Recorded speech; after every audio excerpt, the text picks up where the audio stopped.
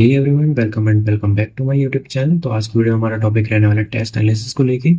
Mock test देने के बाद उसका एनालिसिस करना काफ़ी इंपॉर्टेंट होता है।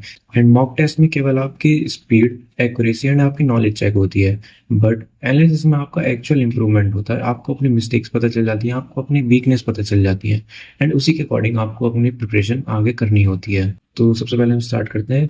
पेपर फिनिश होने के बाद हमारा क्या काम रहता है। तो देखो, सबसे पहले आपका क्या काम है, जब भी आप अपने रूम पे आए तो अपने रूम पे आके आपको पेपर उठाना होता है। एंड पेपर में जो भी क्वेश्चंस आपके रह गए हो उनको आपको अटेम्प्ट करना होता है। एंड आपको ये देखना है कि वो क्वेश्चंस अब आपसे हो रहे हैं या नहीं हो रहे हैं। अगर हो रहे हैं तो आपको ये देखना है कि वो पेपर में हमारे से क्यों नहीं हो पाए थे। क्या हमारे पास टाइम नहीं बचा था, या फिर वो क्वेश्चन में बहुत ज़्यादा कैलकुलेटिव था, या कुछ और रीज़न था।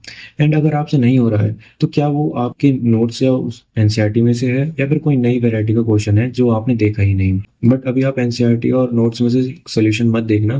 पहले आप एक बार अपने आंसर की को चेक करके अपने स्कोर को कैलकुलेट कर लो, देन हम एक साथ ही सारे क्वेश्चंस को देखते हुए चलते हैं। तो सबसे पहले मैं क्या करता था, सबसे पहले मैं अपना बायोलॉजी को उठाता था। एंड बायो को उठाने का रीज़न ये है कि उसमें टाइम कम लगता है केमिस्ट्री और फिजिक्स के रिलेटिव में, एंड वो काफ़ी जल्दी हो जाती है। एंड मैं केवल उसमें एनसीईआरटी देखता था। एंड बायो में जो भी क्वेश्चन गलत होते थे वो ज़्यादातर सी मिस्टेक से भी हो जाते थे, एंड कुछ थ्योरी पॉइंट्स के भी हो जाते थे। एंड जो थ्योरी पॉइंट्स होते थे वो एनसीईआरटी में मार्क कर लेता था, एंड जो सिली मिस्टेक होती थी उनको मैं अलग से लिख लेता था एक कॉपी में।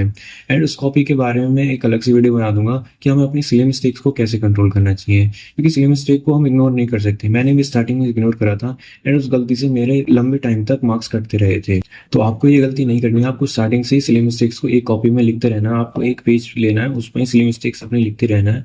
एंड जो मैंने लिखा था वो मैं आपको जल्दी अपकमिंग वीडियोस में शेयर कर दूंगा, क्योंकि सिली मिस्टेक अपने आप में एक बहुत बड़ी चीज़ है जो कि इतनी आसानी से कंट्रोल नहीं होती है। एंड वो पूरी प्रिपरेशन में आपको परेशान करती रहेगी। एंड बायो में कई बच्चों ने नोट्स बनाए होते हैं तो वो उनमें भी देख सकते हैं, बट मैंने कोई भी नोट्स नहीं बनाए थे एज सच। मैं केवल एनसीईआरटी को ही लेके चलता था, एंड जो भी एनसीईआरटी से बाहर का क्वेश्चन होता था मैं उसको ज़्यादा एंटरटेन नहीं करता था। मैं उसको खाली अगर ज़्यादा इंपॉर्टेंट मुझे लगता था तो मैं साइड में एनसीईआरटी के जो स्पेस गिवन होता है उसमें ही मैं लिख लेता था। एंड अलग से मैंने कोई कॉपी बनाई नहीं थी, तो मैं एनसीईआरटी पे स्टिक था।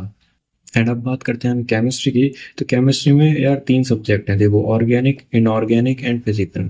तो ऑर्गेनिक इनऑर्गेनिक में मैं क्या करता था, नोट्स देखता था एंड एनसीईआरटी देखता था। जैसे मेरा जो क्वेश्चन गलत हुआ उसको मैं पहले एक बार नोट्स में देखा, एंड नोट्स में हाईलाइट करा वो पॉइंट, एंड एनसीईआरटी में देखा एनसीईआरटी में वो पॉइंट कहाँ लिखा है, एंड वहाँ भी हाईलाइट करा। इससे क्या होता था, जब मैं अपना नोट्स रिवाइज करता था और एनसीईआरटी रिवाइज करता था तो वही सेम चीज़ मेरी दोनों टाइम अलग अलग जगह पे रिवाइज होती थी, जिससे मेरी वो रिपीट होने के चांसेस कम हो जाते थे कि मैं वो मिस्टेक्स दोबारा रिपीट करूँ।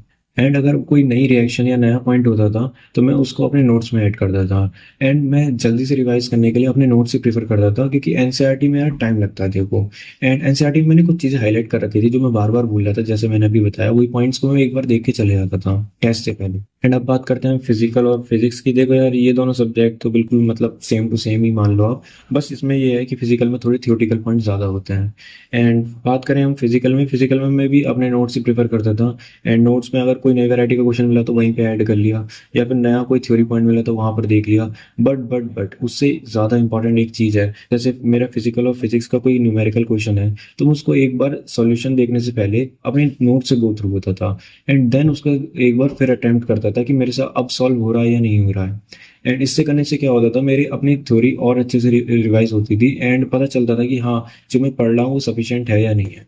एंड अगर कोई नई वैरायटी का क्वेश्चन होता था जो नहीं बनता था तो मैं उसका एक बार सोल्यूशन देखता था, एंड फिर सोल्यूशन को साइड करके दोबारा बिना देखे सॉल्व करता था। इससे क्या होता था, उस वैरायटी के क्वेश्चंस में भी मेरा हाथ सेट हो जाता था, जिससे फ्यूचर में अगर वो क्वेश्चन रिपीट होता है तो उसे मैं स्पीड एंड एक्यूरेसी के साथ कर सकूँ। एंड जो वो क्वेश्चन जो नई वैरायटी के होते थे, अब उन्हें लिखने में तो यार बहुत टाइम लगेगा, क्योंकि मैं स्टार्टिंग में मेरी फिजिक्स बहुत वीक थी, तो मेरे को ज़्यादा टाइम लगता था फिजिक्स को करने में। इसलिए मैं फिजिक्स को और फिजिकल को मैं एंड में ही देखता था, क्योंकि उनमें ज़्यादा टाइम लगता था।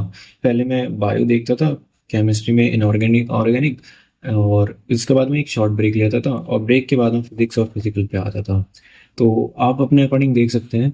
एंड इसमें जो मेरे क्वेश्चन गलत होते थे, जो मेरे से नोट्स देखने के बाद भी सॉल्व नहीं हुए, उनको मैं क्या करता था, उनकी एक फ़ोटो क्लिक करके, एक ऐप है किलो नोट्स नाम का, उसको उसमें मैं अपने फोटो क्लिक करके ऐड कर देता था। एंड उसमें मैंने ऐप में फोल्डर बना रखे थे चैप्टर वाइज, जैसे कि मैं आपको स्क्रीन पे शो भी कर रहा हूँ। उन फोल्डर्स में मैंने अपने क्वेश्चन रख रखे थे। एंड इससे क्या फायदा होता था कि जब भी मैं चैप्टर को रिवाइज करने आता था, ये सारे वो क्वेश्चन थे जो मेरे गलत हुए थे, तो मैं इनको एक बार देख लेता था, जिससे मेरा और अच्छे से कॉन्सेप्ट रिवाइज हो जाता था। एंड इसके अलावा कुछ बच्चे ऐसे करते हैं कि वो व्हाट्सएप पे ही अपने आप को ही या फिर कोई ग्रुप बना के उसमें अपने क्वेश्चंस जो गलत होते थे वो भेजते रहते हैं। एंड वो टाइम टू टाइम रिवाइज करते रहते हैं। एंड ये जो मैंने दो मेथड आपको बताया ये बिल्कुल फ्री है एंड प्ले स्टोर पे अवेलेबल भी है। बट एग्जाम अभी तक ऑफलाइन था, तो ऑफलाइन में काफ़ी हेल्पफुल थे। बट अब एग्जाम जो है ऑनलाइन मोड पे शिफ्ट हो चुका है, सीबीटी मोड पे शिफ्ट हो चुका है। तो हमें अपनी प्रिपरेशन भी उसी के अकॉर्डिंग लेके चलनी चाहिए। तो सीबीटी मोड के लिए आप यूज कर सकते हैं मेमोनेट ऐप को। देखो, टेस्ट तो हर कोई देता है एंड एनालिसिस करके अपनी मिस्टेक्स भी आइडेंटिफाई कर लेता है। बट यहाँ पर एक स्पेशल फीचर जो मुझे अच्छा लगा वो है क्वेश्चन वाइज टाइम एनालिसिस। यानी आप टेस्ट में किस क्वेश्चन पे कितना टाइम दे रहे हैं वो भी ये ऐप रिकॉर्ड करता है। एंड टेस्ट ओवर होने के बाद जब आप एनालिसिस करने आएंगे तो वहाँ पर वो शो करेगा कि आपको किस क्वेश्चन में कितना टाइम लगा। तो इसको आपको कैसे यूज करना है, आपको क्या करना है, पर्टिकुलर देखना है कि हर क्वेश्चन पे कितना टाइम लगा। एंड जिस भी क्वेश्चन पे आपको ज्यादा टाइम लग रहा है तो उस वैरायटी के आपको क्वेश्चन प्रैक्टिस और करनी है एंड अपनी स्पीड को इंक्रीज करना है। तो जैसे ही आप टेस्ट को सबमिट करेंगे, स्टार्टिंग में आपके सामने कुछ कैटेगरीज खुल के आएंगी, जैसे strong concept, weak concept and silly mistake और नेट बूस्ट। तो इसने आपका काम पहले ही आसान कर दिया। इसने पहले आइडेंटिफाई कर दिया है कि आपके कौन सा टॉपिक स्ट्रॉन्ग है एंड कौन सा वीक है।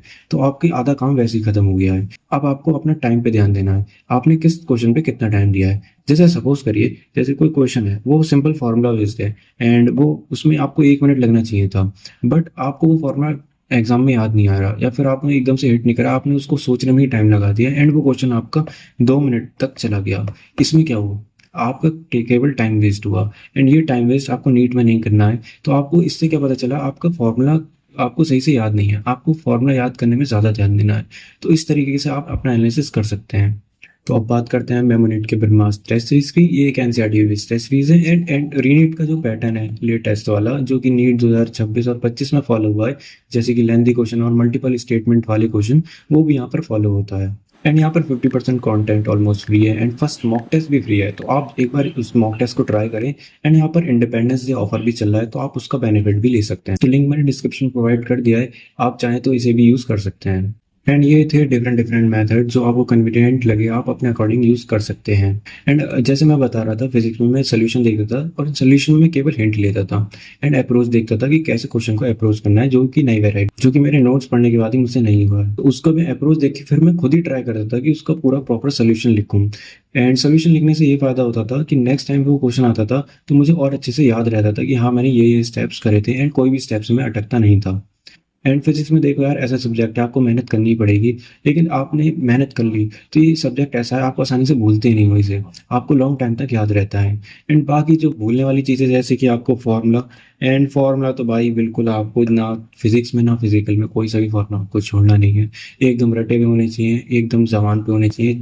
एकदम से कोई भी क्वेश्चन पूछ ले रात को 12 बजे भी उठा के, तो आपको याद होना चाहिए कि हाँ ये फॉर्मूला था एंड इस तरीके से अप्लाई होना है। तो सिली मिस्टेक को कैसे कंट्रोल करना है उसके लिए मैं वीडियो लाने वाला हूँ एंड किस कैटेगरी की सिली मिस्टेक को कैसे डील करना है उसका सॉल्यूशन मैं आपको बताने वाला हूँ। So I hope this video will help in your NEET preparation.